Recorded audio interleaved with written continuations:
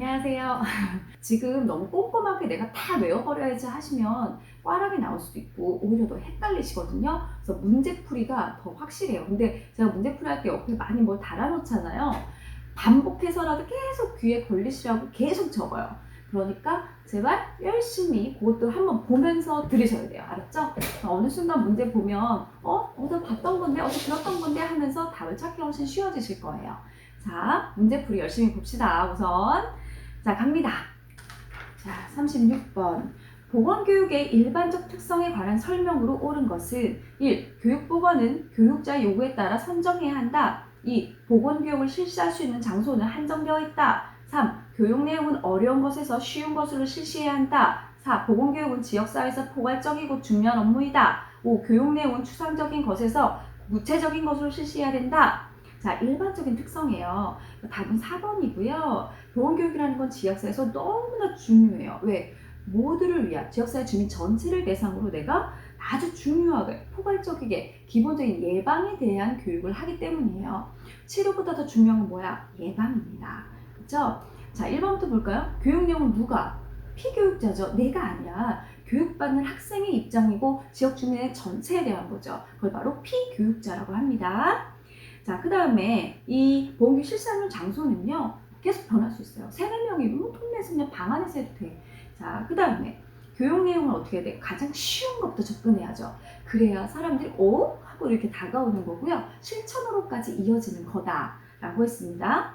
교육 내용은요, 굉장히 구체적인 게 뭔지 알아? 할머니, 이렇게 할머니 짜게 드시면 몸이 부어요. 부으면 어떻게 돼? 혈압이 올라요. 그러니까 우리 소금 한 숟가락 넣던 거 요만큼만 넣어볼까요? 이렇게 시작을 하는 거예요.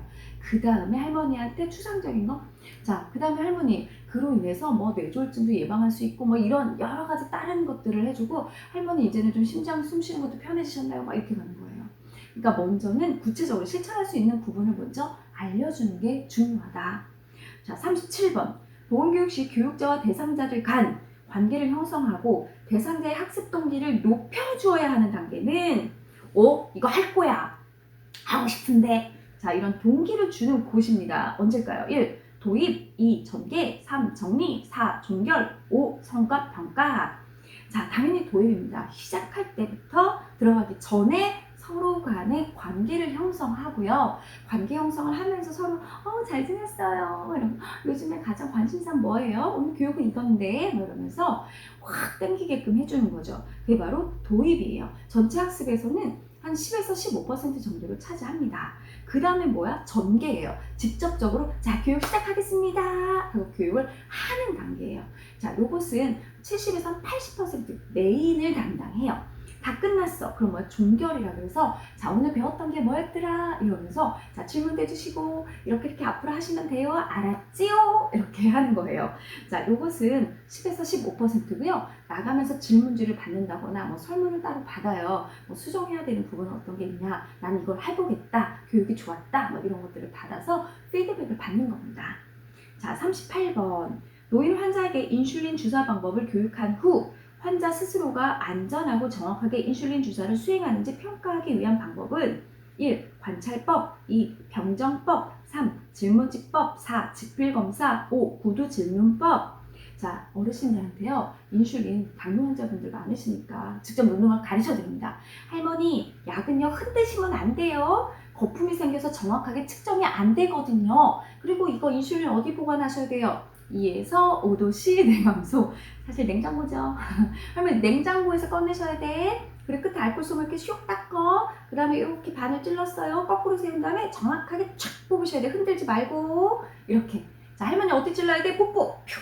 자, 오늘은 여기, 내일은 여기야. 왜? 섬유화가 되면 흡수가 안 되거든. 이러면서. 자, 오늘 여기, 내일은 여기에요. 문질러, 안 문질러? 문지르면 안 돼요. 이래. 왜? 이거 저혈당 와요. 네, 복부에서 갑자기 비벼버리면 흡수가 너무 촉진이 돼서 저혈당이 올 수도 있죠. 내가 인슐린을 맞는 이유는 다음 인슐린 맞을 때까지 지속 시간을 길게 하기 위해서 피하 주사로 맞는 거니까요. 알았죠? 자, 그래서 관찰법으로 할머니 나보세요. 이제 할머니 하는 거 직접 보고 아하, 할머니 요거 고치세요. 저거 고치세요. 이렇게 하는 거예요. 자, 보건교육에서 가장 효과가 좋은 건 역시 시범이에요. 직접 보여주고 따라하세요 이렇게 하는 거고, 자, 요거에 대한 평가는 뭐라고? 관찰법. 이렇게 외우시는 겁니다. 자, 39번. 다음과 같은 평가의 유형은 초등학생에게 심폐소생술을 교육한 후 평가 기준 점수인 80점 이상의 학생들에게만 수료증을 모두 발급하였다. 1. 절대평가, 2. 진단평가, 3. 구조평가, 4. 상대평가, 5. 효율성평가. 답은 절대평가죠. 절대평가란 뭐냐면 어떤 절대적 기준이다. 여러분들처럼 국가고시처럼 60점 이상 합격. 자, 과랑은 40%뭐 이렇게 해가지고 하는 거예요. 여러분은 다 합격할 거예요. 그죠? 자, 저는 믿어요. 자, 진단평가라고 하는 건 뭐냐면 내가 목표를 정해놨어요. 이런 목표를 정해놓고 그 목표에 도달했는지를 보는 거. 이게 진단평가예요. 교육 목표에 비추어서 측정하고 판단하는 겁니다.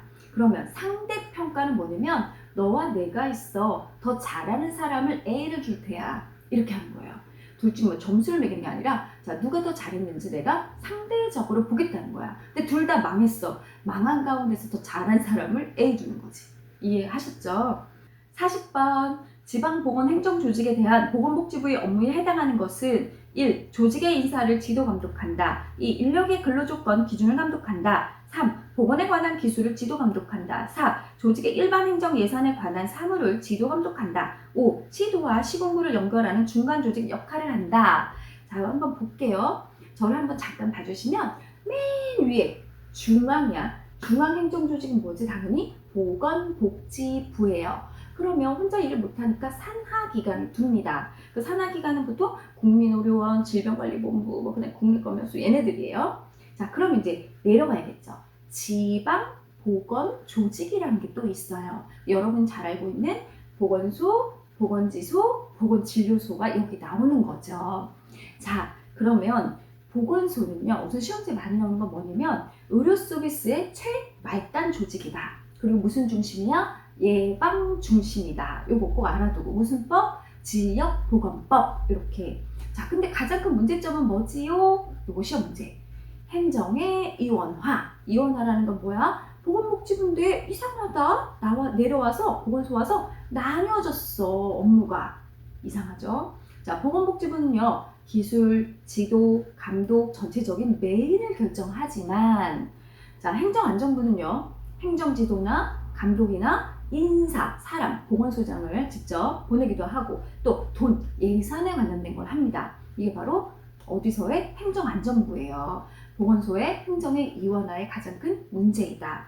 자, 그렇다면 읍하고 면으로 가자면 뭐가 있어? 보건지소, 무슨 법이야? 지역보건법. 자, 여기는요. 누구의 지휘감독을 받아? 당연히 보건소장이죠. 자, 그 다음에 저기 상강 오지로 가볼게요. 거긴 뭐가 있지? 보건진료소가 있어요. 그러면 시험도 이렇게 나오지 않을까? 보건진료소가 설치되게 된 배경이 뭘까? 이렇게 시험지 나올 수도 있어. 1차 보건의료예요.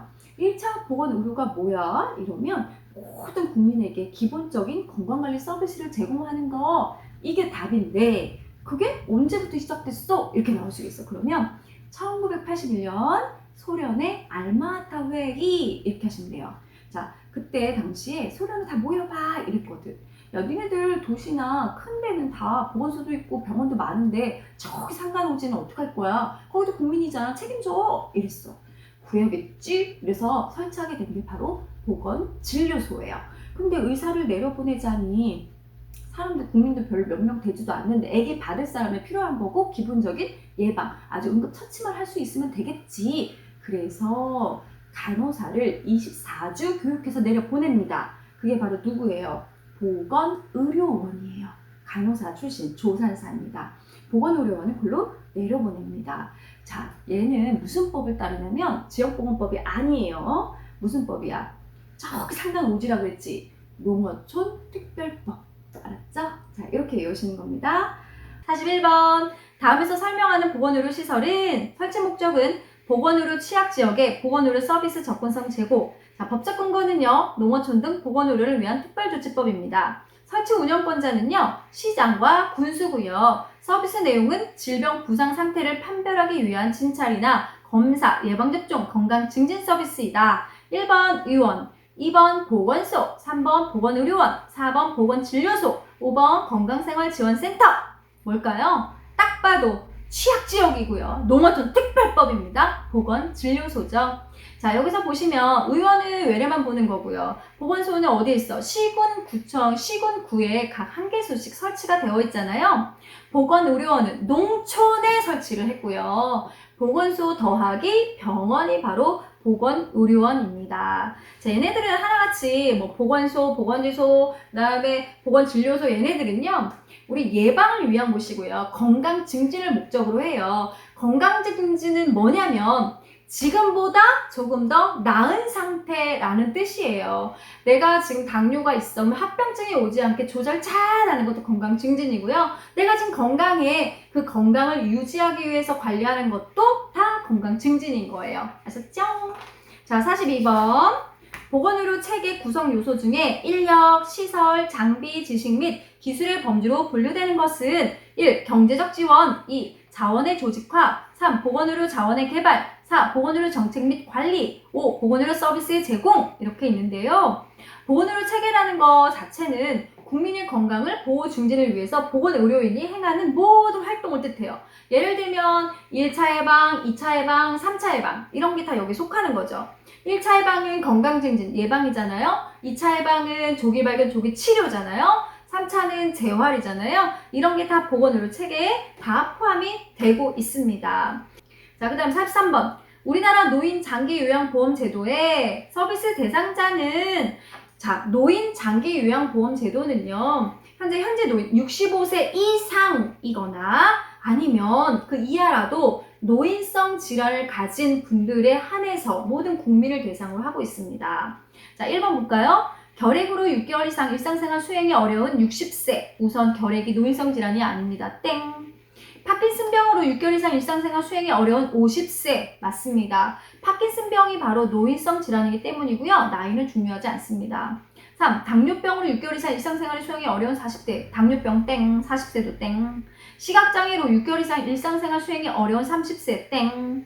조현병 6개월 이상 일상생활 수행이 어려운 20세 땡. 답이 그래서 2번. 44번. 우리나라 국민건강보험 제도의 특성에 관한 설명으로 옳은 것은 자, 우선 국민건강보험은 사회보험이잖아요. 그죠? 사회보장제도 안에서도 사회보험이고요. 의료를 보장을 해요. 의료를 보장을 하면서 강제성을 띄었죠. 우리 월급하면 딱 떼가잖아요. 그죠? 보험자는 누구다? 국민건강보험공단이다. 보험자라는 건 뭐냐면 자, 제가 만약에 보험을 들잖아요. 개별적인 보험을 들 때 삼성보험을 들었다고 쳐요. 그러면 삼성보험이 바로 보험자인 거고 저는 뭐예요? 피보험자예요. 가입자가 되는 거예요. 전 가입자고요. 보험자는 삼성이 되는 거예요. 삼성생명. 네, 그리고 국민건강보험공단에서 나한테 보험료를 뜯어가는 거지. 네, 강제적으로. 네, 그렇습니다. 자, 그래서 답이 1번입니다. 본인의 선택에 따라 임의가입 된다고? 안 된다고? 안 된다고. 강제성을 둔다고. 보험가입 금액 한도 내에서 보장이 아니라 균등한 보장입니다. 내가 보험료를 100만 원을 냈든 10만 원을 냈든 생리식염수 주사 맞는 건 똑같아요. 모든 보건의료 서비스에 보험급여가 적용된다? 이건 아니고요. 비급여일 수도 있고 급여일 수도 있어요. 현금급여도 있어요. 다 각각 다르다. 개인의 위험 정도나 계약 내용에 따라 보험료가 부과된다? 아니죠. 소득 수준과 부담 능력에 따라 경제적으로 다 다르니까 부등하게 다 차등 부과가 된다라고 했습니다. 또 직장 가입자가 있을 수 있는 거고요. 나 직장 다니면 강제적으로 50대 50 사업주와 나누잖아요. 또 아니다. 지역 가입자가 되면 내 재산 이런 걸로 다 해서 소득 수준으로 나누는 겁니다. 자, 그 다음에 45번. 진료비 지불 제도 중에 사후 보상 결정 방식의 장점은 사후 보상이라는 게 뭐예요? 여러분 다 진료받고요. 맨 마지막에 계산 땅 이렇게 하는 거예요. 다 서비스를 준 다음에 딱 마지막에 돈 내는 거예요. 그러니까 뭐겠어요? 행위별 수과제죠. 대표적인 게 행위별 수과제예요. 그러면 1번 행정관리가 간편하다? 아니요. 엄청 복잡해요. 이 간단한 건 바로 포괄수과제죠. 자, 그 다음에 과잉진료를 예방할 수 있다? 아니죠. 오히려 과잉진료가 흔하죠. 행위별 수과제는. 그래서 의료의 질이 높잖아요. 그러면 과잉진료를 예방하는 게 뭐야? 포괄숙가제죠. 예방 중심 의료 서비스가 강화된다? 아니에요. 우리는 치료 중심이고요. 이게 행위별숙가제는요. 뭐 미리미리 다 막 이거 여기 아파요 저기 아파요 다 죄다 검사하는 겁니다. 그래서 의료비가 엄청 높습니다. 그래서 그걸 잡기 위한 게 뭐야? 포괄숙가제인 거죠. 그럼 예방 중심이 더 강화되는 건 뭐야? 인두제예요. 인두제. 아프면 내가 손해예요. 의사가 안 봐줘요. 위로 올리거나 아니면 집에 가요 막 이래버려. 왜? 나는 환자 머릿수대로 돈 받거든. 그래서 예방이 가장 많이 필요한 데가 어디다? 인두제이다. 이것도 시험 문제였어요. 다. 의료진의 재량권이 확대돼서 의료의 질이 높아진다. 맞죠? 의료의 질은 굉장히 높지만 의료비는 엄청 높다예요. 진료비 심사, 조정과 관련된 공급자의 불만이 감소된다가 아니죠. 저희요 엄청나게 불만이 생길 수 있는 거예요. 계산할 때. 나는 그냥 여기 조금 불편해서 갔는데 계산할 때 보니까 몇십만 원 더 오버되는 경우가 많거든요. 자, 그래서 뭐 어떻게 보면 다른 질병을 조기 발견하는 경우도 많지만 의료질은 높지만 난 그만큼 부담이 크다예요. 자, 46번입니다. 고도 20에서 30km 대기층에 있대. 태양의 자외선을 일정하게 막아주는 게 어디냐고요? 여러분들 아는 게 다 뭐예요? 오존층 다 아시죠? 오존층입니다. 오존층. 그러면 하나하나 좀 볼까요? 외기권은 뭐 지상 600km예요. 와우. 중광권은요 50에서 80km고요. 대륙권이 10에서 20km예요. 그러니까 대륙권을 지난 게 바로 오존층이에요. 근데 이 오존이 하는 일이 우리 자외선 한번 툭 막아주기 때문에 이 안에서 생태계도 유지되고 우리 면역도 그렇고 직접적으로 세지 않으니까 건강을 유지할 수 있었던 거예요. 근데 오존층 파괴되는 가장 큰 원인이 뭐냐면 이 프레온가스거든요. 한론가스. 그래서 이게 어디서 많이 나오냐면 자동차, 매연이에요. 배기가스. 그 다음 냉장고 이런 에어컨의 냉매들 얘네들에게 가장 많이 나오는 게 프레온가스예요.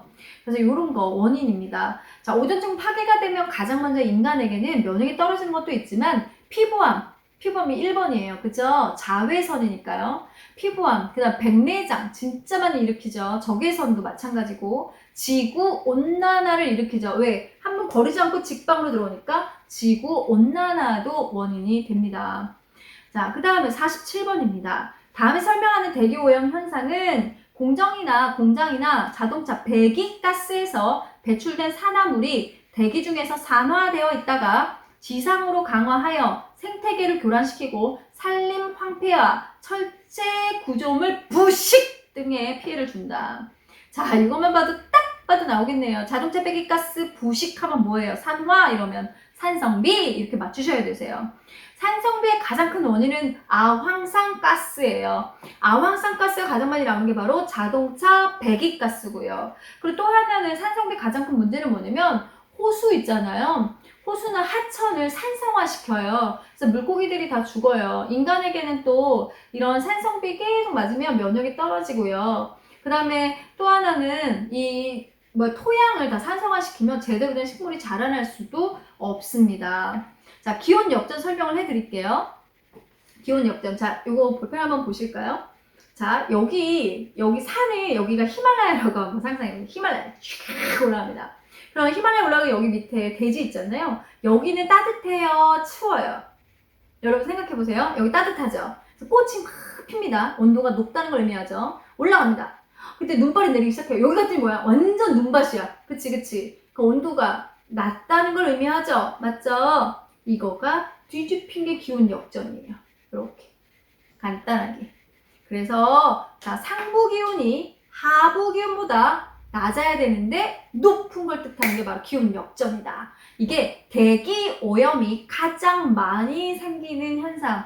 자, 요게 대기 오염이 가장 심각할 때 기온 역전이 생기는 거예요. 그리고 왜 우리 그 뿌옇게 안개처럼 막 이러는 경우도 기온 역전 때문이에요. 바람 불고 기온의 변화가 많이 생기면 좋아지게 되죠. 그래서 기온 역전이 시험때 너무 많이 나왔던 거라 꼭 기억을 해주세요. 열섬을 설명 또 해드릴게요. 자, 예를 들자면 강북구에 나무가 많은 곳과 종로 빌딩 숲을 비교해 볼게요. 어디가 더 덥죠? 이 종로예요. 빌딩 숲이에요. 그쵸? 그러면 우리가 열섬이라고 말해요. 그 종로를. 도심부가 주변부보다 기온이 올라갔죠. 자, 여기서 퀴즈가 하나 있습니다. 열섬 현상을 완화하는 방법은 무엇일까요? 이게 시험 문제였어요. 뭐냐면 빌딩 위에 나무 심기 이게 답이었어요. 온도를 낮춰주고 공기 순환을 시키겠다는 거죠. 빌딩 숲에. 그래서 굉장히 중요했던 겁니다. 황사는요, 사막에서 황토지대에 있는 게 휙 바람에 따라 날아오는 거예요. 모래 강한 바람으로 날아온다. 지구온난화는 온실 효과를 뜻하죠. 자, 여러분 여기서 꼭 하나 외우실 게 하나 있는 게 온실이다, 뜨겁다, 지구가 덥다 하면 CO2의 상승을 꼭 외우셔야 되세요. CO2는 무조건 온도를 올립니다. 자, 그게 바로 원인입니다. 48번. 도시 하수 처리법의 순서입니다. 자, 요거 한번 해드리자면 스크리닝이 답이, 이거 답으로 먼저 해드릴게요. 1번이 답인데요. 스크리닝이 상상을 한번 해보세요. 장마가 막 쳤어요. 이만한 나뭇가지들 막 소, 돼지들도 떠내려올 수 있어요. 저는 어렸을 때 그렇게 많이 봐가지고. 그러면 이만한 큰 나무 막 소, 돼지부터 먼저 이렇게 끄집어 빼죠. 물이 내려갈 때. 그치? 뭔 말인지 알지? 이게 바로 스크리닝이에요. 스크린. 큰 부유물을 먼저 건져내. 그러고 나면 시간이 좀 지나서 밑으로 내려오지. 그러면 큰 모래들이 먼저 가라앉아요. 그 물 속에 있는 모래들이 가라앉아. 이게 바로 침사지예요. 모래, 큰 모래를 가라앉히면, 자, 물만 여기 위에 있죠. 그 물을 이렇게 떠. 그리고 나서 여기다 놔. 그럼 어떻게 돼? 조금 있으면 이 물이 또 한 번 또 가라앉고 위에 물이 떠 있지. 이걸 바로 침전지라고 해요. 침전지. 그러고 나면 많이 깨끗해졌겠네요. 그죠? 많이 가라앉았으니까 이 깨끗한 물에다가 내가 생물학적 처리라 그래서 활성 온이를 거기다 딱 넣으면 물이 확 깨끗해지는 거죠. 가장 본 처리, 생물학적 처리를 우리가 활성 온이법이라고 합니다. 뭘 타서 깨끗하게 하는 게 아니라 이 자체만으로도 온이로도 깨끗하게 할 수 있거든요. 요걸 바로 도시하수 처리법 순서입니다. 다시 큰 걸 넣어냈어. 뭐야? 스크리닝. 이거 시험에 잘 나오니까. 침사는요, 예비 처리 중에서도 큰 모래들, 막 무거운 것들을 가라앉혀. 그러면 자, 그 깨끗한 물을 요걸 다시 한번 떠. 그래서 그걸 다시 가라앉혀. 그게 뭐야? 침전지. 그럼 그 깨끗한 물을 가지고 내가 생물학적으로 처리하는 걸 뭐라 그래? 활성온이법. 이렇게 얘기하는 겁니다. 자, 49번. 어패류를 먹은 다음날 설사부통부터 발열이 돼요. 그럼 뭐 딱 떠올라야 돼? 비브리오죠. 비브리오는 뭐야? 어패류. 이렇게 외우시는 거예요.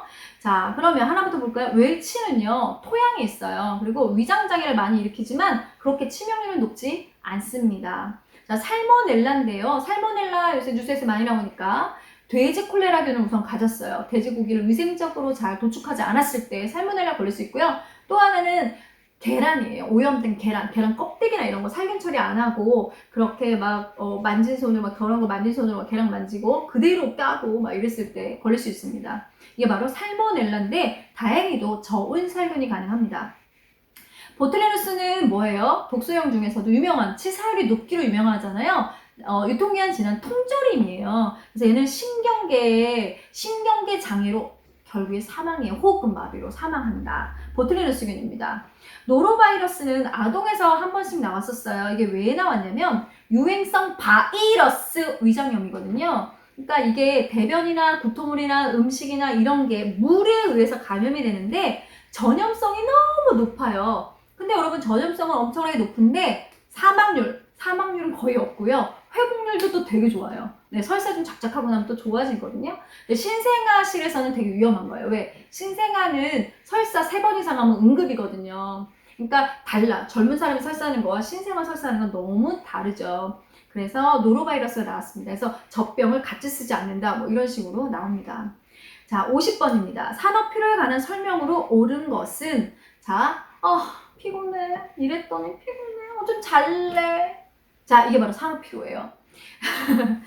자, 비가역적인 생체 변화를 의미한다. 돌아갈 수 없어가 아니야. 쉬고 나면 좋아진다야. 산업피로는 자고 나면 좋아집니다. 2번, 정신적, 육체적 노동부와 관련이 없다? 아니요. 그냥 축적된 피로입니다. 정신이든 육체적이든 축적된 피로입니다. 재발생 건수와 산업피로는 당연히 비례하죠. 그러니까 내가 너무 피곤해 잠을 못 자서 맨날 회사 끝나고 나면 좀 자고 쉬어야 되는데 게임하고 막 다른 거 뭐 잠도 못 자고 쉬지도 못하고 맨날 수면 먹고 이랬어. 그러면 일 나갔을 때 어떻게 해요? 잠깐 조는 사이에 손가락 절도 안 되고 조는 사이에 뭐 사고 나고 이러는 거죠. 비례하죠. 작업시간 산업피로 발생과 관련이 굉장히 높다예요. 작업시간을 그럴 때 내가 너무 과하지 않게 일을 하는 것도 중요하고요. 적절히 휴식과 충분한 영양 섭취로 예방하다. 그래서 답이 5번이 됩니다. 자, 31번. 노인 우울증에 관한 설명으로 옳은 것은? 자, 여기서 시험 문제 많이 나오는 걸 먼저 짚고 넘어갈게요. 우리나라가 현재 노인의 고령화가 굉장히 빨리 진행이 되고 있어요. 그쵸? 그래서 노령화가 급속히 진행되는 원인은 무엇입니까? 하고 시험도 여러 번 나왔었거든요. 그 답이 출산력의 저하예요.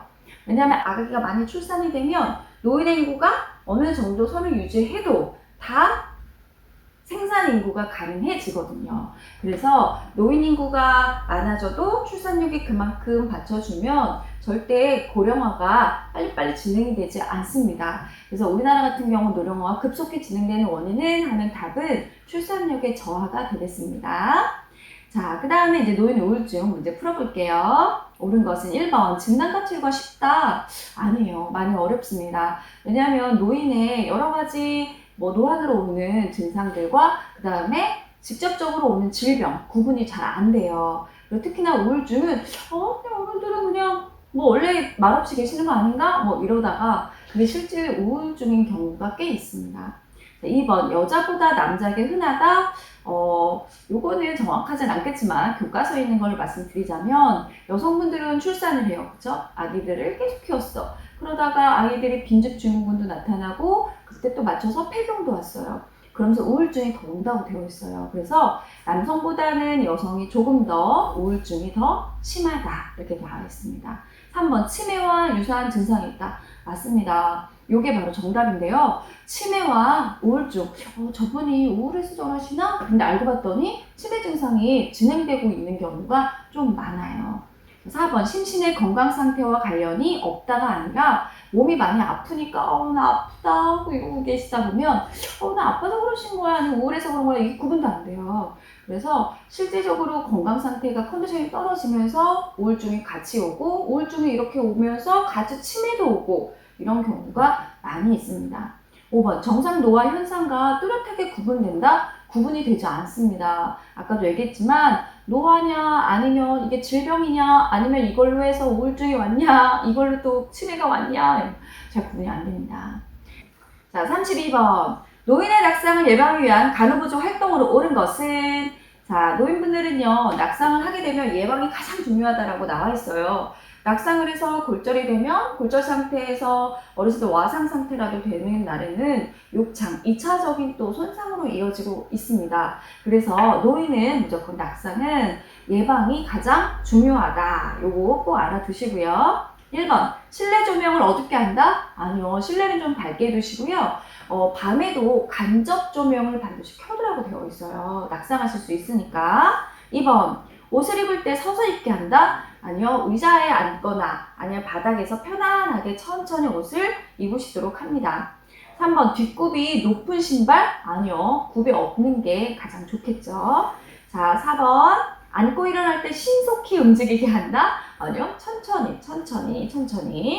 자, 동그라미 5번. 이동할 때 보행기나 지팡이를 사용하게 한다. 이게 바로 답입니다. 이동할 때 보행이나 지팡이를 사용해서 내 몸무게를 좀 지탱해주고 내가 불편한 쪽이 있으면 그쪽을 좀 대신해서 무게중심을 좀 나눠주면 아무래도 낙상의 위험은 줄어들게 돼 있습니다. 자, 그래서 답이 5번이었어요. 33번. 의식을 잃고 쓰러져 있는 성인 대상들을 발견하였을 때 가장 먼저 시행해야 하는 것은? 자, CPR에 대해서 한번 물어보는 거예요. 혹은 길거리에 이렇게 쓰러져 있을 때 응급처치 순서는 어떻게 되느냐? 이런 걸로 한 문제가 꼭 나오잖아요. 그러면 CPR 순서를 먼저 제가 정리를 좀 해드리겠습니다. 시험 문제 잘 나오니까요. 의식 확인을 해야 돼요. 그쵸? 의식 확인을 할 때는 제일 먼저 언어적 사정입니다. 언어적 사정이 뭐야? 여기요. 환자분 괜찮으세요? 이렇게 먼저 해보는 게 1번. 그 다음에는 호흡을 좀 확인하면서 주변에 도움을 요청하는 게 좋습니다. 숨을 쉬나? 이렇게 확인해 보는 거예요. 가슴이 올라다 내려가나? 콧장에 이렇게 손을 대보기도 하고 그렇게 하면서 주변에 도움을 요청하면서 우리가 반응이 아예 없어요. 그러면 119에 신고를 하고 자동 제세동기도 같이 요청을 좀 해두면 좋습니다.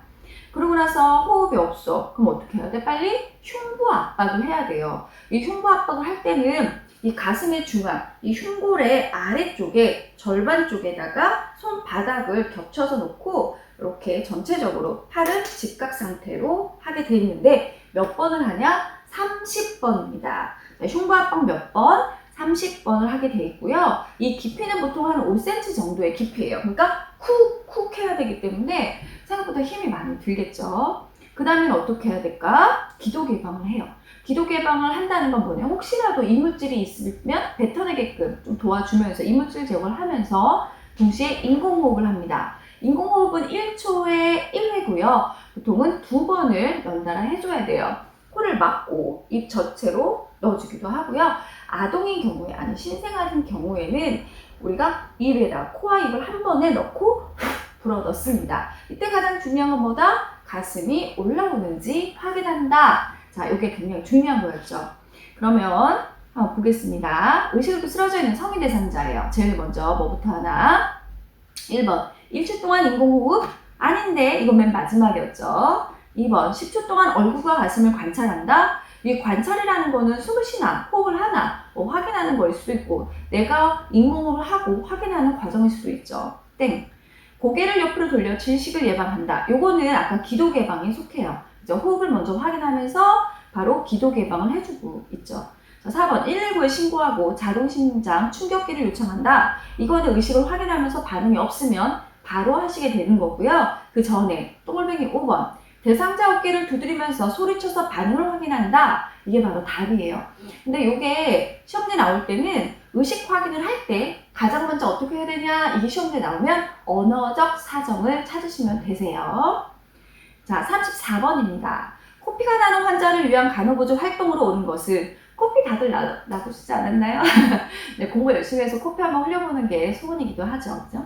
똥글뱅이 1번 코를 세게 풀게 한다. 지금 코피가 나고 있는데 큰 압력을 주면 안 돼요. 2번 콧등에 온찜질 아니요 냉찜질이에요. 냉찜질은 뭐예요? 혈관을 수축시켜서 지혈의 작용을 하게 되는 거니까. 3번 입이 아닌 코로 숨을 쉬게 한다. 코피가 줄줄 나고 있는데 코로 어떻게 숨을 쉬어요? 그죠? 입으로 숨을 쉬어야겠죠.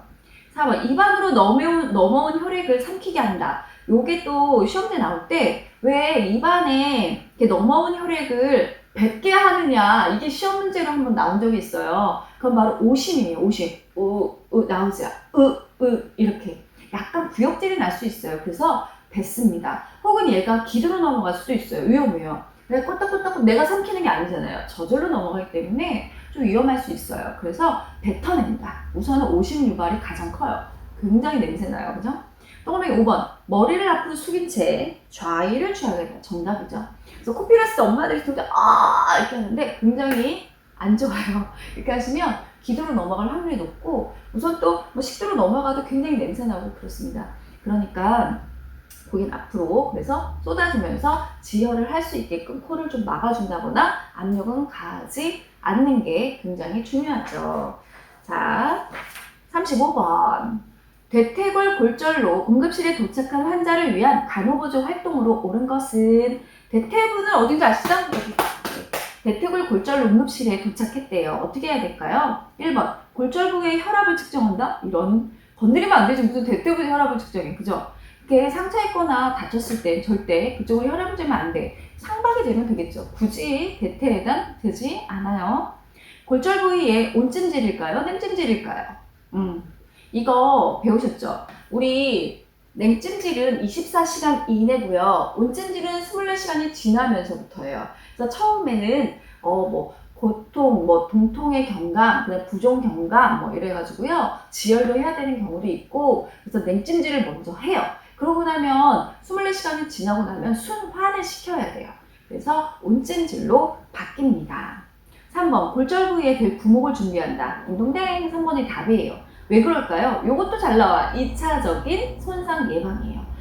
폐쇄골절이라는 건 뼈 속에서 뼈만 뚝 부러진 거야. 그치? 피부가 개방되지 않았을 때 폐쇄골절이라고 하는데 폐쇄골절은 이렇게 구멍만 돼요.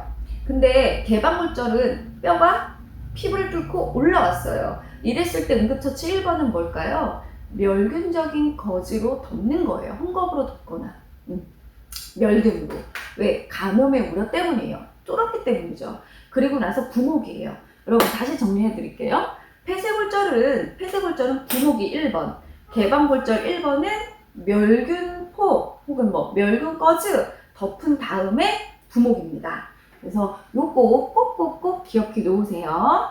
똥비 4번, 수술 직전까지 음식 배어 안 돼요? 안 되죠. MPO죠. 그래서 질식의 우려, 그죠? 역류할 수 있습니다. 위험합니다. 똥글뱅이 5번, 골절된 다리에 수동적 관절 운동을 돕는다? 절대 움직이면 안 돼요. 왜냐면 골절이라는 게 무서운 게 뭐냐면 이게 고정을 내가 부목을 대는 이유도 2차적인 손상이라고 했잖아요. 혈관이나 다른 조직이나 아니면 정말 위험할 수 있어요. 뼈 조각이 달릴 수도 있고요. 굉장히 큰 수술로 이어질 수 있습니다. 2차적인 손상으로 될 수 있기 때문에 절대 움직이지 않습니다. 자, 36번. 질병의 3차 예방에 대한 보건교육 내용은 요거 하기 전에 하나 좀 설명을 드리고 넘어갈까 해요. 우리 질병에 대한 예방적 단계 외우셨죠? 아마 1차, 2차, 3차 이렇게 배우셨을 거예요. 이거를 굉장히 쉽게 한 번 더 정리를 해드리자면 1차 예방은 이런 느낌이라는데 아프기 전에, 질병 전에 나 미리 건강할 거야 라고 생각하시고요. 2차 예방, 내가 검진을 미리 해서 질병을 요만한 폴립을 미리 뗐어. 그래서 이제 뭐 괜찮아졌어. 이런 게 2차 예방이에요. 그래서 빨리빨리 조기 발견해서 빨리 치료하는 걸 뜻해요. 3차는 질병을 앓고 난 이후 그러면 재활이 되겠죠. 네. 다시 한번 정리해드리자면 1차 예방은 건강을 유지하고 좀 더 나은 상태로 증진하는 상태예요. 대표적으로는 예방접종, 그 다음에 뭐 산전 진찰 받고 식생활의 개선. 그러니까 나 아무 질병 없을 때 짜게 먹으면 안 될 것 같아. 아무래도 좀 조심스럽지. 뭐 이렇게 해서 식생활을 개선한다거나 이런 것들은 바로 1차입니다. 자, 2차 예방 볼까요? 조기 발견, 조기 치료라고 했는데요. 시험대에서는 뭐로 나왔었냐면 병동에서 근무하는 간호사가 6개월마다 엑스레이를 찍었대요. 폐결핵을 조기 발견, 조기 치료하기 위해서죠. 이거는 질병이 몇 차냐 이렇게 나왔었어요. 당연히 2차입니다. 그리고 또 하나, 여러분들이 많이 틀리는 것 중에 제가 고혈압 환자입니다. 저염식이를 했어요. 저염식이 저지방식이 하고 있습니다. 이것은 1차, 2차, 3차 중에 어디에 속할까요? 자, 여러분들 1차 많이 생각하실 수 있어요. 식생활 개선해서 생각할 수 있는데 땡입니다. 2차예요. 왜? 나는 지금 질병을 가지고 있어. 그래서 다른 질병이 생기지 않도록 관리를 하는 과정이다. 재활이라고 생각하시면 안 되고요. 네, 조기 발견, 조기 치료에 속하는 거예요. 얘는 식생활, 내가 지금 요거 식이요법으로 들어가기 때문이에요. 그냥 개선이 아니라 요법, 어느 치료로 들어가기 때문에 고혈압 환자가 저염, 저지방하는 것은 치료 과정이다. 그래서 뭐다? 2차이다. 자, 그러면 3차는요. 질병을 앓고 나서 내가 잠재적으로 어떤 문제가 생기는 걸 최소화하기 위해서예요. 그러니까 자녀 기능의 최대화라고 호급지게 얘기를 하죠. 재활은 뭐다? 3차이다. 이렇게 알아두시면 좋습니다. 문제 한번 볼게요. 1번. 역류와 예방접종은 당연히 뭐겠어? 예방이니까 1차. 2번. 항년기 구강 관리, 충치를 예방하니까 1차. 3번. 뇌졸중 환자의 재활, 3차. 요게 답이네요. 그죠? 4번. 성병 예방을 위한 콘돔의 사용법, 예방이니까 1차. 당뇨병 환자의 철저한 식이요법, 이러니까 치료 과정으로 들어가겠죠. 그래서 2차입니다. 요거 많이 틀리시니까 꼭꼭꼭꼭 기억해 두시고요. 자, 37번. 자, 보건교육 내용 선정 시 우선 고려할 요소는 보건교육의 대상이 시험 문제 많이 나와요. 그쵸? 보건교육 대상은 누구일까요? 지역주민 전체를 뜻합니다. 지역주민 전체를 대상으로 하는 게 보건교육 대상이고요. 또 가장 기본적이며 포괄적인 이것은 무엇입니까? 하면 보건교육이에요. 그죠? 자, 1번 교육 날짜 중요하지만 2번 피교육자의 수 그래. 3번 교육자의 연령 중요하지. 4. 교육 장소와 시설 그렇지. 자, 5번 피교육자의 흥미와 관심 요것이 바로 답이에요. 왜 그럴까요? 우리가 보건교육이라고 하는 건 자, 당뇨 어르신들 교육 듣고 싶으신가요? 몇 분이나 듣고 싶으세요? 했을 때 한 3명. 자, 고혈압에 대해서 듣고 싶으신 분 몇 분 계세요? 10명. 자, 여러분 뭐에 대해서 교육해야 될 것 같아요? 딱 봐도 고혈압이죠. 이렇게 흥미와 관심이 있어야 교육에 대한 효과가 좋기 때문이에요. 그래서 사전에 우선 지역사회에 대해서 내가 진단할 필요가 있고요. 주민과 더불어 함께 해야 돼요. 왜? 내 대상자가 누구라고? 지역주민 전체니까요. 요거는 보건교육에서는 대상이 시험때 잘 나와요. 지역주민 전체가 잘 나오고 사전에 주민과 더불어서 준비를 해라. 요거 잘 나옵니다. 자, 38번 후천 면역 결핍 증후군. 여러분 에이즈 잘 아시죠? 자, 감염이 의심되어 보건소를 방문한 대상자에게 적합한 보건교육 방법을 아무래도 프라이버시가 가장 중요합니다. 프라이버시가 중요한 것은 바로 개별 상담이에요. 개별 상담. 보통은 개별 교육이 많이 필요한 순간은요. 저소득층이나 노인층 혹은 비밀을 요할 때 이럴 때 많이 필요하고요. 혹은 개인차가 너무 클 때예요. 교육 수준이든 아니면 뭐 소득 수준이 많이 차이가 너무 많이 났다 할 때도 이렇게 프라이버시를 지키기 위해서 개인적 차이가 심할 때는 개별 상담을 합니다. 자, 한번 볼까요? 1번 강의는 많은 사람에게 해줄 수는 있지만 땡. 시범 아니고요. 개별 상담이 바로 3번 답이네요. 나머지 틀렸고요. 39번 보건교육 과정에서 실질적인 교육 활동이 이루어지는 단계는 우리가 보건교육 할 때요. 단계별로 나누어져 있죠. 그러면 맨 처음부터 한번 설명을 드릴게요. 도입은요. 주의 집중을 시키고 내가 보건교육을 이렇게 할 겁니다 하면서 소개를 좀 해요. 근데 가장 중요한 건 뭐야? 흥미를 유도시킨다. 요거 흥미 유도. 이게 바로 도입 단계입니다. 자, 2번 전개. 여기가 바로 실질적인 교육을 하는 단계예요. 그래서 여러분들 여기요 저 이제 이런 교육 할 거예요 했을 때 이제부터 교육을 시작하는 단계가 바로 전개. 3번 점검. 이제 다 끝났어요. 질문하실 분 있나요? 이렇게 질문을 받는 게 바로 점검이고요. 종결은 결론을 내리는 거예요. 그래서 이래 해서 여러분 이렇게 하세요. 결론을 냈어요. 마지막에 5번 평가는요. 평가 활동에서 나중에 어떤 결과를 냈을 때 재적용을 다시 하기 위해서요. 다음번 보건교육 할 때 도움이 많이 되시겠죠. 자, 이제 40번 보건소의 설치 기준은 자, 보건소의 설치 기준인데요. 요거는 설명을 좀 대신 할게요. 박스도 한번 봐주시고요. 보건소는요. 시군구별로 한 개소씩 대통령령에 의한 지방자치단체 조례로 이렇게 설치하게 돼 있고요. 무슨 법을 따르냐면 지역보건법을 따릅니다. 무슨 법? 지역보건법. 보건소 어디 설치해? 시, 군, 구 이렇게 외우시고요. 가장 큰 문제는 뭐다? 지휘 감독이 이원화되어 있다. 이 이원화가요 뭐냐면 행정과 업무가 나누어져 있는데요. 행정적인 면은 누구? 시장, 군수, 구청장으로부터 행정적인 면은 우리가 지휘 감독을 받고요. 자, 업무적인 면은 어디서 받아? 보건복지부령을 따라요. 그래서 이원화가 가장 큰 문제이다. 이것도 같이 알아두시면 좋고요. 자, 보건지소 어디에 설치해? 읍하고 면에 한 개소씩 설치하게 되어 있습니다. 어디? 읍하고 면. 조금 더 들어왔네요. 그죠? 자, 요거는 무슨 법? 지역보건법. 보건소도 지역보건법이었는데, 그쵸? 지역보건법을 따릅니다. 그럼 마지막으로 이제 보건진료소예요. 보건진료소는 시험 문제 너무 많이 나와요.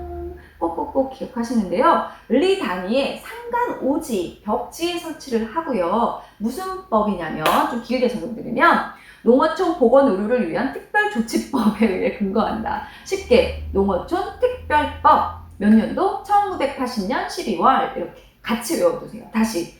보건진료소 어디? 상간오지. 농어촌 특별법. 1980년 12월. 이렇게 해서 외우시고요. 그러면 얘는 지휘 감독을 누구한테 받아? 보건소장입니다. 보건소장.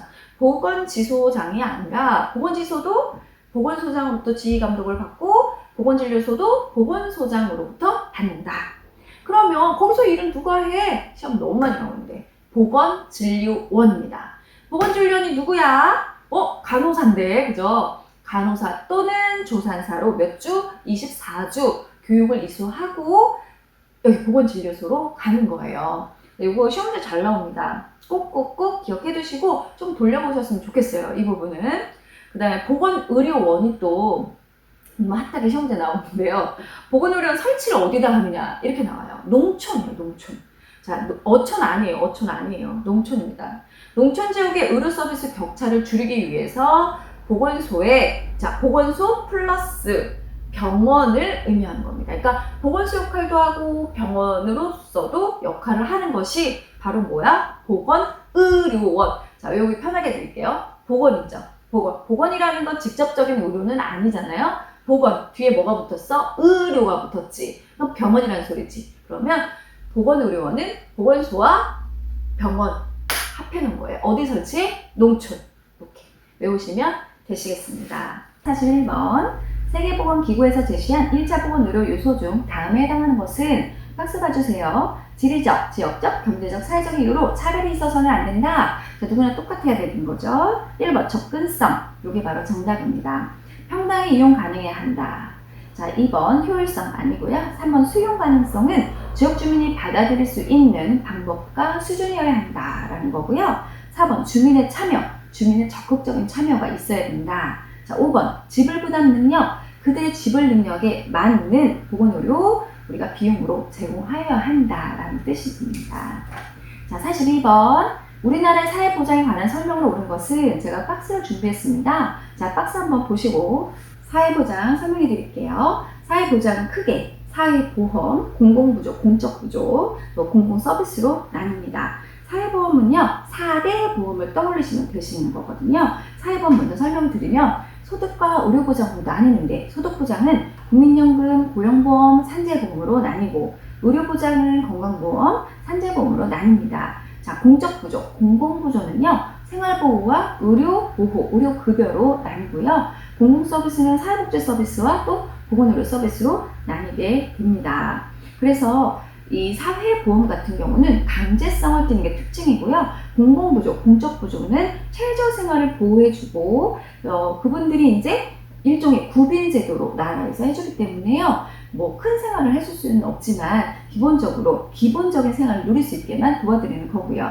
공공서비스는 보건의료 서비스나 환경위생, 뭐 감염병 관리, 뭐 위생적인 상급수 이런 것들이 여기에 속합니다. 자, 문제 보시겠습니다. 동그라미 1번 국민연금은 어디에 속해? 소득보장에 속하고요. 2번 고용보험 어디에 속할까요? 소득보장이고요. 3번 기초생활보장은 어디에 속해? 공적부조인 소득보장에 속하고 4번 국민건강보험은 어디에 속해? 의료보장에 속하고 5번 산재는 어디에 속해? 둘 다 속한다. 답이 5번입니다. 43번 혈관성 치매로 일상생활이 어려워진 남편을 위해 부인이 장기요양 인정을 신청하고자 한다. 장기요양 인정 신청서를 어디에 제출해야 되는가? 자, 답이 4번 국민건강보험공단인데요. 설명 한번 하고 넘어가겠습니다. 노인장기요양보험은요. 고령이나 65세 이상이거나 아니면 40세든 아니면 뭐 65세 이하든 노인성 질병을 앓고 있는 그런 사유로 일상생활을 혼자서 수행하기 어려운 분들에게 신체 활동 또는 가사 활동을 지원합니다. 그래서 국민건강보험공단에 신청서를 내시면 되세요. 자, 44번 우리나라에서 수정치 수술을 받고 합병증 없이 퇴원하는 환자에게 적용하는 진료비 지불제도는 어떤 딱 질병명이 나왔다. 그쵸? 그러면 뭐가 나와야 돼? 포괄수가제 DRG가 나와야겠죠. 봉급제는요, 어떤 기간, 일정 기간에 따라 보상하고요. 인도제는 환자 등록 환자 수, 머릿수, 그래서 인도제예요.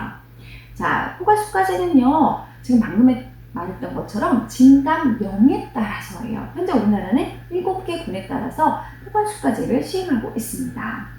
4번 총액계약제, 이거는 1년간 진료보수 총액 사전에 체결해서 진행하고 있고요. 5번 행위별수가제는요, 의료서비스 양의 단위당의 가격을 높여요. 현재 우리나라는 행위별수가제를 기본으로 하고 의료비 상승을 억제하기 위해서 포괄수가제를 7개 군에 한해서 하고 있습니다. 자, 45번 우리나라 건강보험 제도에 관한 설명으로 옳은 것은 자, 한번 볼까요? 1번 현금급여가 원칙이다. 현금급여이기도 하고 또 보험급여이기도 합니다. 2번 보험자는 전국민이다. 아니요, 아까 얘기했죠. 강제성을 띈다고. 4대 보험은 돈 버는 사람들이 내는 거예요. 그죠? 그래서 경제활동 중인 국민으로 강제 적용된다. 3번 균등한 보험급여를 보장한다. 정답. 그래서 제가 뭐 돈을 많이 냈든 의료비를 많이 냈든 적게 냈든 병원에 갔더니 생리식염수 달아주는 거 똑같고 엑스레이 찍는 거 똑같습니다. 4번 직장가입자 보험료는 기업과 본인이 50%씩 부담을 하게 돼 있죠. 5번 어디서 의료비 심사 업무를 평가한다고요? 건강보험 심사평가원에서 평가를 하게 됩니다. 자, 46번 다음에서 의심할 수 있는 식중독은 박스 안에 먼저 읽어볼게요. 급식으로 햄버거를 먹은 어린이들이 복통설사, 발열, 구토 증상을 집단으로 호소하고 있으며 일부는 심각한 용혈, 요독 증후군을 나타내고 있다. 여기서 포인트, 우선 햄버거는 소고기죠. 그럼 덜 익은 소고기네. 자, 소고기를 먹고 소화기계 감염증을 일으켰어. 복통설사, 발열, 구토죠. 밑에 용혈, 적혈구 파괴되는 요독 증후군이다. 그럼 이 노폐물 소변을 못 빠져나가서 결국에 심장 기능이 떨어졌네. 그래서 요독증이 생긴 겁니다. 답은 뭐예요? 더블뱅이 5번 0157이죠. 장출혈성 대장균 식중독입니다. 우선 살모넬라 설명을 드리자면 살모넬라 원인은 오염된 육류나 계란을 뜻해요. 그래서 요새 나오더라고요. 2번 포도상구균입니다. 포도상구균은 빵, 떡, 우유, 냉장 보관 요걸 떠올리시면 되세요. 빵, 떡, 우유, 냉장 보관. 자, 잠복기가 가장 짧죠. 우리나라에서 가장 흔합니다. 자, 3번 캄필로박터 식중독은요. 덜 익은 가금류예요. 닭이나 오리를 덜 익혀 먹었을 때입니다. 동글뱅이 4번 장염 비보리온인데요. 비보리온은요. 오염된 생선에나 오염된 어패류를 뜻해요. 그거 꼭 기억을 해두셔야 돼요. 시험에 잘 나오죠? 47번 용존산소량이 높은 물의 특성은 자, 박스 설명해 드리겠습니다. 자, 용존산소량 DO 수중에 그 물 안에 산소가 얼마나 용해되어 있는가 그 양을 보는 겁니다. 산소가 많을수록 깨끗한 물, 산소가 거의 없을수록 오염된 물을 뜻하겠죠. 자, 그 다음에 이 디온 같은 경우는요, 오염된 물일수록 디온은 적고요. 순수물일 때는 최대를 뜻하는데 WHO에서는 4에서 5ppm 이상이면 깨끗한 물이다 이렇게 보고 있습니다. 자, 2번 생물학적 산소의 우량 BOD. 여기서는 미생물에 동글뱅이 치셔야 되세요. 그래서 좀 더러워, 물이 좀 오염됐어. 거기다가 뭘 떨궈? 미생물을 떨궜어. 미생물이 깨끗한 물을 막 만들기 위해서 산소가 얼마나 필요한데 이걸 보는 거예요. 그러니까 미생물 동글뱅이겠죠. 자, BOD 20ppm 이상이면 오염이다. 그러니까 이 BOD가 높을수록 공공수역의 오염이 심각하다라고 보는 거예요. 공공수역 어딘데? 가정, 그 다음에 하천수를 뜻해요. 자, 그 다음에 화학적 산소의 우량 COD. 화학적에는 산화제를 동글뱅이 쳐야겠죠? 자, 거기 이제 물이 또 지저분해. 거기다 뭘 넣었어? 산화제를 넣었어. 그랬더니 산화제를 산화하면서 얼마나 산소가 많이 필요한데 이걸 보는 겁니다. 산소 많이 필요할수록 오염된 물이죠. 그쵸? 자, 얘는 호수나 해양 오염의 지표로 보고 있어요. 그래서 얼마나 거기가 호수나 얼마나 바닷물이나 많이 오염됐나 이걸 볼 때는 COD 산화제로 보고 있습니다. 문제 봐주세요. 1번 염분이 높다. 염분은 안 높아요. 그죠? 이거랑 상관이 없어요. 2번 온도가 낮고 깨끗하다. 이게 정답. 그래서 물이 차갑고 기압이 높을수록 우리 DO는 상승합니다. 3번 화학적 산소량이 높다? 아니요. DO가 높으면 BOD, COD는 낮다. 입니다. 4번 그죠? 그래서 BOD 생물학적 산소량도 어때? 낮다. 5번 식물성 플랑크톤이 많이 번식해 있다? 아니죠. 이건 오염이죠. 이거는 플랑크톤이 이렇게 많이 번식해 있는 건 부유물질. 아까 우리 박스에서 보신 SS가 많이 상승되어 있는 겁니다. 탁도입니다. 탁도. 자, 48번 폐기물을 모아 묻는 폐기물 처리 방법으로 지하수를 오염시킨대. 묻어버린대. 그래서 물을 오염시킨대. 그러면 딱 봐도 매립이 정답이겠네요. 그죠? 자, 우리나라에서는요, 대부분을 뭘로 처리해? 이 매립 90%를 다 매립시킵니다. 그럼 우선 소각을 한번 보겠습니다. 동글뱅이 일반 소각은요, 공기오염을 많이 시키고요, 위생 처리라고는 하지만 사실 공기오염을 많이 시켜요. 그죠? 자, 그 다음에 퇴비를 한번 봐세요. 동글뱅이 4번 퇴비는요, 유기물질을 호기성, 현기성 등을 이용해서 퇴비를 만드는데요, 가장 좋은 방법이라고 되어 있습니다. 자, 49번 보시겠습니다. 신주가 아파트에 입주했어요. 근데 가족들이 두통, 피부염, 눈이나 목이 막 따가워. 자, 이것은 어떤 문제일까요? 답은 2번 새집 증후군입니다. 그래서 군집독 같은 경우는 밀집된 공간에 많은 사람들이 있어요. 그래서 O2는 떨어지고 CO2는 증가했을 때 호흡곤란이 오는 것 같아요. 그죠? 그러면 해결 방법은 문을 열어주면 되는 거고요. 레지오넬라증은 에어컨 냉각 탑수가 오염됐을 때인데요. 얘는요, 비말이나 호흡기 감염을 일으키죠. 그 다음 카디뮴은요, 그 옛날에 일본에서 그 오염된 공장 폐수 생산된 쌀을 닭을 먹었더니 뼈가 많이 아팠어요. 이따이 아파요 그랬거든요. 그래서 보행장애, 키 감소까지 일으키는 이 질병을 카드뮴 중독증이라고 합니다. 5번 일산화탄소인데요. 일산화탄소는 시험지 많이 나오죠. 왜 나오냐면 혈액의 산소 운반 능력을 상실시키거든요.